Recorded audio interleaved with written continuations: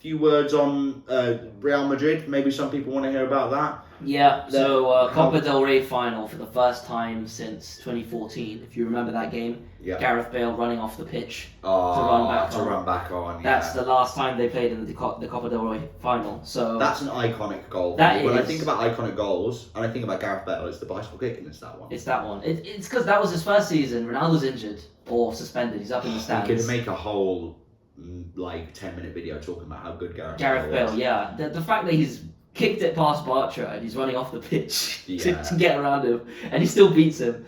Crazy. But yeah, that was the level that people were looking to, and I'd say this delivered. I'd say 3-2 after extra time. Good goal from Pedri. Did you see the other angle of Bellingham just walking? No. Pedri was his man. And Pedri's open on the edge of the box. He scored. Bellingham is walking next to Mbappe. It's not looking good. It's not. I don't like that.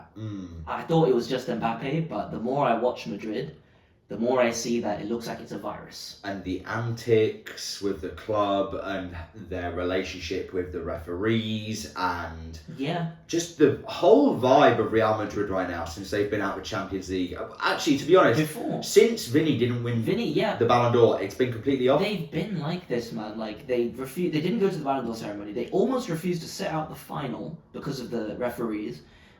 Which is such a crazy thing. And then I don't know if it's their chairman or their owner or whoever it was coming out and just being like, the press conferences cancelled, the dinner for the players cancelled, everything got cancelled, and it was like a baby throwing his toys out the pram because they're not.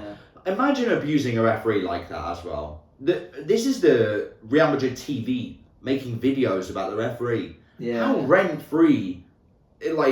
Sorry, bro, he's not on your payroll. One of them not on Real Madrid's payroll, so you've got to abuse him online. Yeah. It's crazy. That'd never fly in this league. No, 100% not. And it's from the top, from Perez, all the way down to the fans. You know, these guys, we mentioned it briefly last week or the week before, these were the guys that booed Ronaldo, Benzema, Bale especially. I'm going to say something right now. Yeah. Arsenal fans, I want you to listen to this right now. Okay, here we go. You're not as bad as Real Madrid fans. I'll tell you this right now. If I could have you or Real Madrid fans in the Premier League, I'd pick you guys all day. Because you guys just okay. Some of you are delusional. Yeah. But every Madrid fan I've ever met and ever even watched on social media, it's the entitlement. Yeah. It's like we are Real Madrid and you want to play for our club. You're not good enough. And they'll boo their own players, boo the manager. Any chance the fans get. And complain, it's just negative. It's just negative club. No, it is, man. And it's so crazy because they win a trophy pretty much every year. But to them, they expect the most. They expect to win the Champions League. I get that your club is the most successful in Europe, but I don't agree with booing your own players. I never will. You know, some United fans do it. Obviously, I'm not saying that we're exempt, but their behaviour, the players now, are not just Bellingham not tracking back. At the end of the Copa del Rey final, it's 2-2 at this point. You've just conceded. Rudiger loses his head. He gets sent off. Vinny gets sent off. There's just red cards. That Rudiger thing, we won't talk about it too much longer, but never liked him.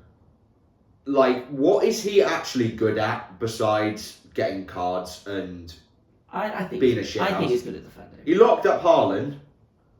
Haaland is pretty one-dimensional as a striker. Maguire locks up Haaland. Do you know what I mean? When he can't physically blast past the defender, you just struggle a little bit. Yeah. But Rudiger, I just think he's just a bit like Ramos, but just not as good.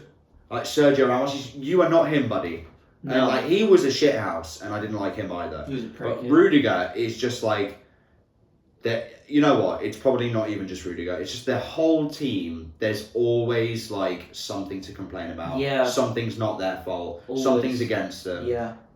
I just I'm happy that Arsenal beat them actually, to be honest. Because I don't think Arsenal are going to win the Champions League. Yeah. And I'd much rather Madrid get fucking humbled and let Arsenal have a little dopamine hit.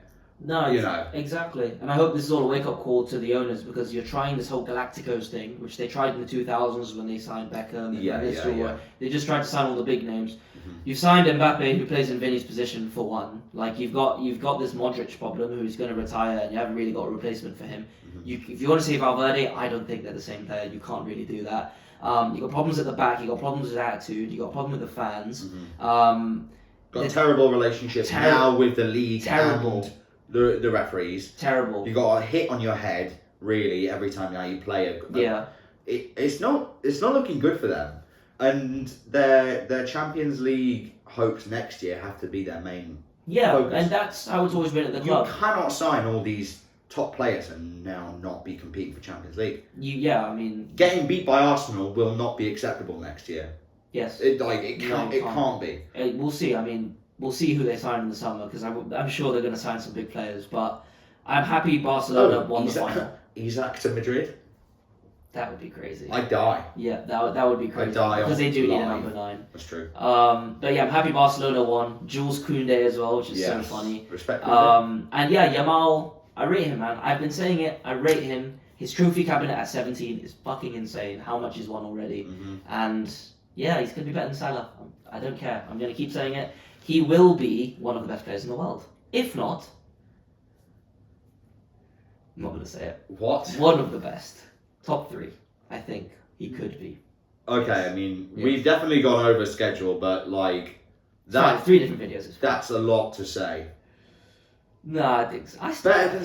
I like Yamal. I think it's not that you like Lamine, you dislike Salah that much. You want to bring Lamine up. The thing is, no. I don't think Yamal. I've said this. I don't think Yamal's going to get Salah's numbers. Salah's numbers are insane. All right, and he can have that. Whatever. As a footballer, I like to watch Yamal. I don't like watching many footballers anymore.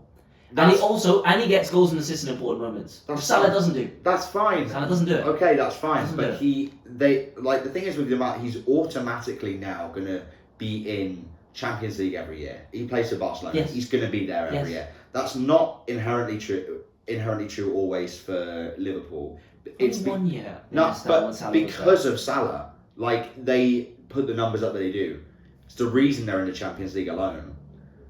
I think that I disagree with that, but that's a talking point for another episode, clearly. Yeah, no, it will be. I just think that's Barcelona's future, if they manage it right. If they keep him. If they manage it, as well. They'll keep him. They just need to manage him right and not do a fatty where he's just nothing. Play every game and now he's dead. Yeah, literally don't even want him anymore. But that was 3 points. Well, this will be the 3rd video, so that was the Real Madrid point. Yes. And if you hate Real Madrid, like the video. Like the video. Because we do. Thank you very much for watching, and we will catch you in a bit. Peace.